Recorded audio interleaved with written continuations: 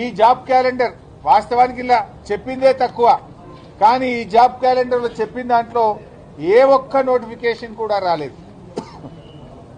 Item number 5 మీరు చూస్తే ఇక్కడ ఏమన్నారంటే engineering and other post Transco NPDCL ఎస్పీడీసీఎల్లో అక్టోబర్ 24 నోటిఫికేషన్ ఇస్తామన్నారు. అక్టోబర్ 2024 పోయింది, 2025 వస్తుంది కానీ నోటిఫికేషన్ రాలేదు.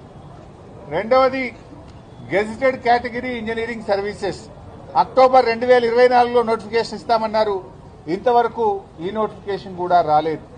అదేవిధంగా గ్రూప్ 1 ప్రిలిమినరీ అక్టోబర్ 2024లో ఇందులో ముఖ్యంగా అసిస్టెంట్ కన్జర్వేటర్ ఆఫ్ ఫారెస్ట్ ఉద్యోగాలకు నోటిఫికేషన్ ఇస్తామన్నారు. ఈ నోటిఫికేషన్ ఇంతవరకు రాలేదు.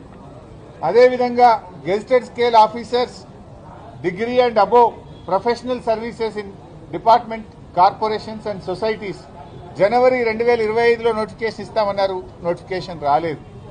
DSC mega DSC Ponnam Prabhakar గారు నిరుద్యోగ యువతపై కలిస్తే మంత్రిగా ఆయన హామీ ఇచ్చాడు. మేము మెగా డిఎస్సి ఇస్తున్నాం తొందరలోనే అని చెప్పారు.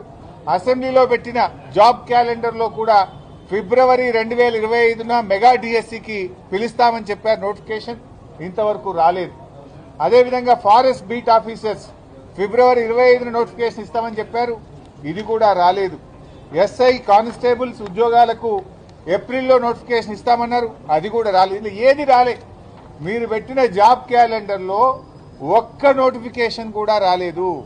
ఇది జాబ్ క్యాలెండర్ కాదు, ఇది దగా క్యాలెండర్, జాబ్లెస్ క్యాలెండర్, నిరుద్యోగ యువతను మోసం చేసిన క్యాలెండర్ తప్ప ఏమి లేదు.